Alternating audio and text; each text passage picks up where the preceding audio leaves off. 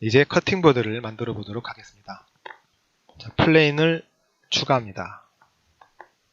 그리고 에디트 모드로 들어가 보면 이렇게 4개의 점으로 플레인이 되어 있습니다.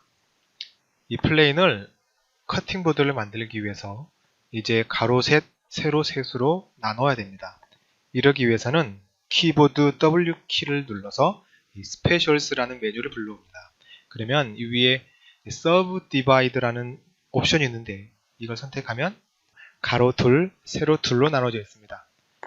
여기에 대한 옵션은 바로 이곳에서 변경시킬 수 있습니다. 자, 이 커팅된 숫자의 수를 증가시켜주면 이렇게 2번의 선이 추가되어서 3 곱하기 3의 보드로 나눠지게 됩니다. 자, 위에서 보는 모습을 하면 이렇게 정사각형입니다. 이것을 직사각형으로 만들어 주겠습니다. S키를 눌러서 스케일을 할 때 X키를 눌러서 X축으로만 이렇게 변경시켜주면 이렇게 직사각형으로 바뀝니다. 이제 이 커팅보드의 머리 부분을 만들어 보도록 하겠습니다.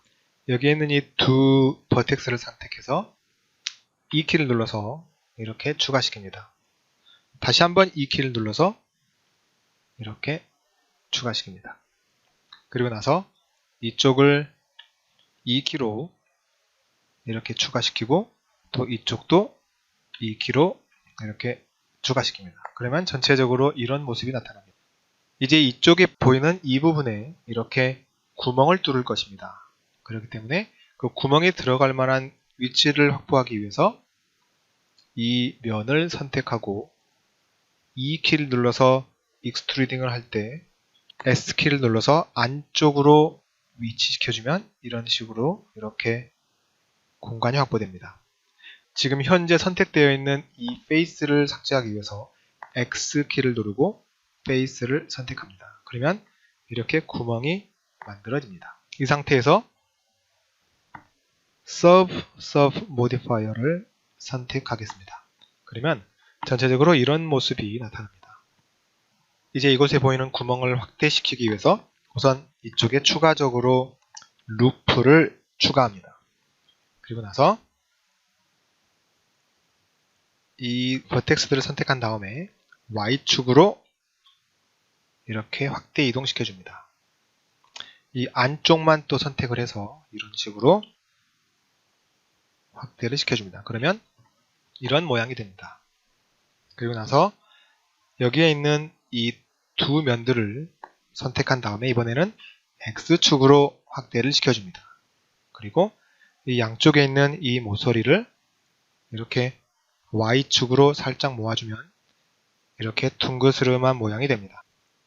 렌더링 할 때 나타나는 그 모양대로 모델링을 하기 위해서 여기에 비율을 2로 증가시켜주고 또 옵티멀 디스플레이도 선택해줍니다. 그러고 나면 전체적으로 이런 모양이 나타납니다. 이제 이 안에 있는 이 구멍을 좀 더 동그랗게 만들어주기 위해서 에디트 모드로 다시 들어간 다음에 여기에 있는 이러한 점들을 조금씩 변경해 주도록 하겠습니다.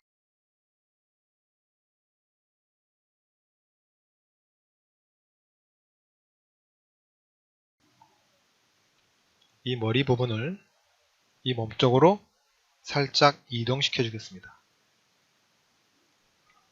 이렇게 하면 전체적인 이 커팅보드의 모습이 나타납니다. 이제 이 커팅보드의 두께를 지정해 주도록 하겠습니다. 자, 정면 보기를 하고 나서 이 전체를 E키를 눌러서 익스트루드 해줍니다. 이 Z축으로 이 두께만큼 이동시켜 줍니다. 그러고 나면 이런 모습을 하게 됩니다. 에디트 모드로 들어갑니다. 그리고 이 커팅보드의 양쪽 모서리에 각을 주기 위해서 루프를 추가합니다. 왼쪽과 오른쪽에 루프를 선택한 다음에 스케일링을 X키를 눌러서 X축으로 하면서 이렇게 왼쪽 오른쪽에 각을 만들어 줍니다. 마찬가지로 위쪽과 아래쪽에도 이렇게 루프를 만들어 주고 그 두 루프를 선택한 다음에 Y축으로 스케일링을 해주면 이렇게 위아래에도 이렇게 각이 만들어져 있음을 볼 수 있습니다. 이제 이 커팅보드 위쪽에 홈을 만들 그 공간을 확보해 보도록 하겠습니다. 여기에 있는 이 페이스 모드를 선택합니다. 이 면들을 선택합니다. E키를 눌러서 익스트루드를 해준 다음에 S키를 눌러서 살짝 줄여줍니다. 그러면 이 왼쪽과 오른쪽 부분의 공간보다 이 위쪽 공간이 더 좁게 잡혀 있음을 알 수 있습니다. 그렇기 때문에 다시 스케일링을 해주면서 Y축으로 이렇게 살짝 더 공간을 확보해 줍니다. 다시 버텍스 셀렉션 모드로 돌아갑니다. 이제 이 부분에 홈이 만들어질 루프를 추가하겠습니다. Ctrl R키를 눌러서 3개를 추가합니다. 그리고 이 한 가운데 있는 바로 이 루프가 이제 홈을 만드는 데 사용됩니다. 정면 보기를 하고 와이어프레임 모드에서 Z축으로 아주 조금 내려줍니다. 이렇게 하고 나면 이렇게 홈이 만들어져 있음을 볼 수 있습니다. 이제 이 머리 쪽에도 각을 주도록 하겠습니다. Ctrl R키를 눌러서 이 목 쪽에 살짝 각을 만들어 줍니다. 이 바깥쪽의 루프도 이런 식으로 살짝 각을 만들어 주고 이 아래쪽도 동일하게 만들어 줍니다. 그리고 이쪽 면의 안쪽을 이런 식으로 만들어 주고 또 이 바깥쪽의 면도 이런 식으로 각을 만들어 줍니다. 그러면 이런 식으로 각이 만들어집니다. 이제 옆에서 봤을 때 루프를 추가해서 위로 각을 만들어주고 또 아래쪽으로도 각을 만들어줍니다. 그러면 이런 식으로 각이 만들어집니다. 또 안쪽에서 각을 만들어서 이런 식으로 각을 만들어 줄 수 있습니다. 그러면 이렇게 커팅보드가 완성됩니다. 좀 많이 두껍기 때문에 이 커팅보드를 살짝 얇게 해주겠습니다. 그러면 이제 이 정도 모양이 나옵니다. 이렇게 커팅보드가 완성되었다면 이제 다른 곳으로 이동을 시키고 이곳에 이름을 주도록 하겠습니다. 커팅보드라고 이름을 주도록 하겠습니다. 지금까지 모델링한 키친웨어들을 전시할 공간을 만들어 보겠습니다. 우선 큐브 하나를 추가합니다. 이 모든 키친웨어들이 이 큐브 안에 존재하게 될 것이고 이 큐브는 이제 큰 부엌의 역할을 하게 될 것입니다. 이 큐브를 S키를 눌러서 확대합니다. 이렇게 확대할 때 확대할 배율을 직접 입력할 수도 있습니다. 2에서 16을 선택해 보도록 하겠습니다. 그러면 이렇게 16배 확대된 상자가 보입니다. 이 모든 키친웨어들은 이 상자 안에 있기 때문에 현재 보이지 않습니다. Z키를 눌러서 와이어프레임 모드로 보면 이렇게 투시에서 그 안에 있는 객체들을 볼 수 있습니다. 또한 키보드의 숫자 키에 있는 0을 누르면 이렇게 카메라 뷰를 통해서 볼 수 있습니다. 이 카메라도 이 상자 안에 있기 때문에 이 카메라를 통해서 그 안에 있는 이러한 객체들을 볼 수 있습니다. 지금 현재 이 상자가 모든 객체들을 가리고 있기 때문에 이 상자의 한 일부 면들을 삭제하도록 하겠습니다. 에디트 모드로 들어가서 페이스 셀렉트 모드를 선택합니다. 그런 다음에 이 페이스를 먼저 삭제합니다. X키를 눌러서 페이스를 선택하고 이쪽 면도 삭제를 해줍니다. 그러면 이제 이렇게 내부를 볼 수 있습니다. 오브젝트 모드로 다시 나갑니다. 이제 키친웨어를 올려놓을 벤치탑을 만들어 보도록 하겠습니다. 큐브 하나를 선택합니다. 그리고 위에서 보는 방향에서 이 부엌의 가장 뒤쪽 왼쪽 부분으로 이 큐브를 이동시킵니다. 그리고 에디트 모드로 들어갑니다. 다시 버텍스 셀렉트 모드로 바꿔놓겠습니다. 정면에서 봤을 때 이 높이를 줄여서 벤치탑의 두께를 만들어줍니다. 이 가장 아래의 부분을 선택한 다음에 위로 살짝 올려줍니다. 그리고 위에서 봤을 때 이쪽 부분을 Y축을 통해서 한 이 정도 키워줍니다. 이쪽 면도 이렇게 키워줍니다. 이제 이쪽 면을 E 키를 눌러서 익스트루드 해준 다음에 X축으로 이렇게 길게 옮겨줍니다. 또 이쪽 면도 이렇게 선택해서 E 키를 눌러서 Z축을 따라서 이렇게 이동을 시켜줍니다. 그러면 이런 식으로 벤치탑의 윗부분이 만들어집니다. 이제 키친웨어들을 벤치탑 위로 올려놓도록 하겠습니다. 우선 정면 보기를 하고 와이어프레임으로 전환합니다. 우선 이 철로 된 통을 이 벤치탑 위에 올려놓도록 하겠습니다. 자, G키를 눌러서 이동시킬 때 Z키를 누르면 Z축으로 움직입니다. 이 위쪽에 이렇게 붙여서 올려놓습니다. 하지만 만약에 이렇게 확대를 시켜보면 여전히 이 부분에 이렇게 공백이 남습니다. 그럴 때는 이곳에 있는 이 스냅 옵션을 사용해서 그 객체가 다른 객체의 면이나 아니면 한 부분으로 스냅돼서 붙도록 해줄 수 있습니다. 이 스냅을 선택합니다. 그리고 오른쪽에 보면 스냅할 수 있는 그런 엘리먼트가 보이는데 엣지를 선택합니다. 다시 G키를 눌러서 이동시킬 때 이렇게 되면 바로 이 벤치탑 위에 엣지 부분으로 스냅이 되게 됩니다. 이때 선택을 눌러줍니다. 이런 식으로 해서 나머지 객체들도 다 이렇게 벤치탑 위에 정확하게 붙여 놓을 수 있습니다. 그러면 이렇게 정확하게 벤치탑 위에 붙어 있습니다. 이제 위에서 보는 방향에서 위치를 다시 정렬하도록 하겠습니다. 이전에 사용했던 이 스냅을 다시 해제한 후에 지금 현재 선택되어 있는 이 커팅보드를 이곳에 위치시킵니다. 이 쿠킹 팟을 이쪽으로 이동시켜 줍니다. 이 쇠통을 이쪽으로 움직여주고 유리 그릇을 이쪽으로, 이 세라믹 그릇을 이 커팅보드 위에 놓겠습니다. 정면에서 봤을 때 지금 현재 이 세라믹 그릇은 이 커팅보드 위에 있는 게 아니라 이 벤치탑 위에 붙어 있습니다. 이 세라믹 그릇을 커팅보드 위로 옮기기 위해서는 다시 스냅을 선택한 다음에 위치를 시켜줄 때 이것으로 붙여주면 됩니다. 자, 이제 카메라 앵글을 잡아보도록 하겠습니다. 그 전에 이 스냅 옵션을 해제시킵니다. 이제 카메라에 담고 싶은 그 장면을 화면상에 이렇게 나타내 줍니다. 이 위치에서 카메라 앵글을 잡아주기 위해 키보드에 있는 Ctrl, Alt, 숫자 패드에는 0키를 동시에 누릅니다. 그러면 이렇게 대략적으로 카메라가 위치하게 됩니다. 자, 카메라가 너무 가깝게 잡혀 있기 때문에 여기 이 사각형이 카메라인데 이 카메라를 선택하고 이 G키를 통해서 이렇게 이동시킬 수 있습니다. 이 상태에서 Z키를 누르면 위아래 Z축으로 이동이 되고 Z키를 다시 한번 누르면 앞, 뒤로 이렇게 이동할 수 있습니다. 뒤로 카메라를 약간 빼주겠습니다. 그리고 오른쪽으로 약간 옮겨준 후에 다시 뒤로 살짝 빼줍니다. 그리고 위로 살짝 올려줍니다. 이렇게 하면 어느 정도 우리가 원하는 카메라 앵글이 잡힌 것 같습니다. 이제 키친웨어의 크기를 조금 변경해 보도록 하겠습니다. 이렇게 정면 보기 한 상태에서 S키를 눌러서 살짝 크기를 줄여줍니다.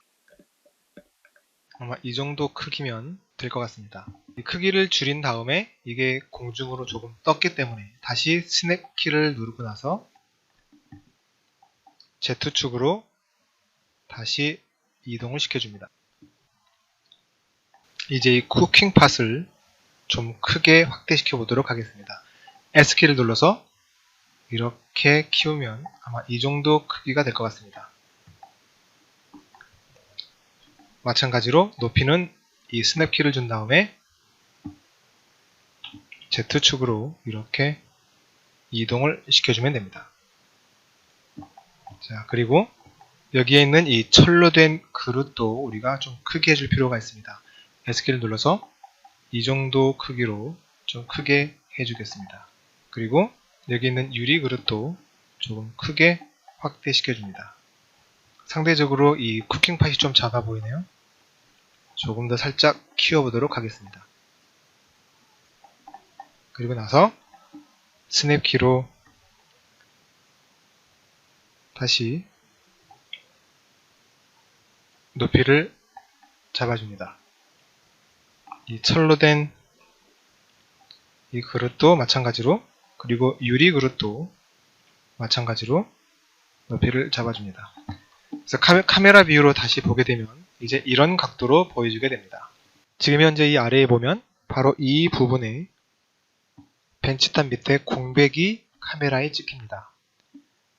이 부분은 이제 벤치탑 밑에 있는 커브드가 있어야 될 자리입니다. 이 밑에 커브드 역할을 할 수 있는 그런 판을 만들어 주도록 하겠습니다. 우선 이 벤치탑을 선택합니다. 그리고 에디트 모드로 들어가서 이곳에 있는 이 선을 선택합니다.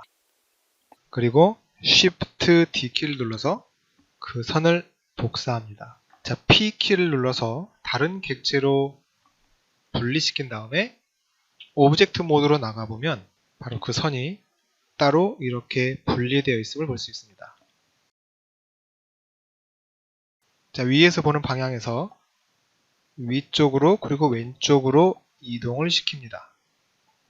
그리고 나서 에디트 모드로 들어간 다음에 이 선을 익스트루드 시켜서 아래쪽으로 내려줍니다.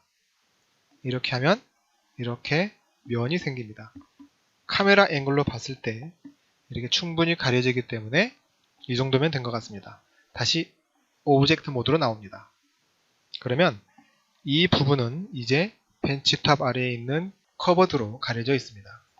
지금 현재 카메라에 잡혀있는 이 키친웨어들을 좀 더 자연스럽게 만들어주기 위해 조금 더 변화를 주도록 하겠습니다. 우선 이 세라믹 그릇을 선택하고 정면 보기에서 Shift D를 눌러서 복제합니다. 위로 살짝 올려준 다음에 하나를 더 복사합니다. R키를 눌러서 약간 기울여주고 옆에서 보는 위치에서 R키를 눌러서 살짝 기울여줍니다. 이 쿠킹팟의 뚜껑을 조금 움직여주도록 하겠습니다. 이 쿠킹팟을 R키를 눌러서 이렇게 움직여 주려고 하는데 이상한 방향으로 이렇게 움직여줍니다. 그 이유는 바로 이 쿠킹팟의 중심점이 바로 이곳에 있기 때문에 그렇습니다. 이 쿠킹팟의 중심점을 이 뚜껑에 있는 이 메쉬 한가운데로 옮겨주기 위해서는 여기에 보면 Set Origin이라는 옵션이 있습니다. 이것을 눌러보면 이제 그 오리진을 어느 쪽으로 옮겨줄까 하는 옵션을 선택해 줄 수 있는데 여기에 보면 Origin to Geometry가 있습니다. 다시 말해서 그 원점을 바로 그 객체 모양이 있는 그쪽으로 옮겨줍니다. 그러면 원점이 이쪽으로 이동되어 있음을 볼 수 있습니다. 이 상태에서 다시 R키를 눌러서 회전을 해줍니다.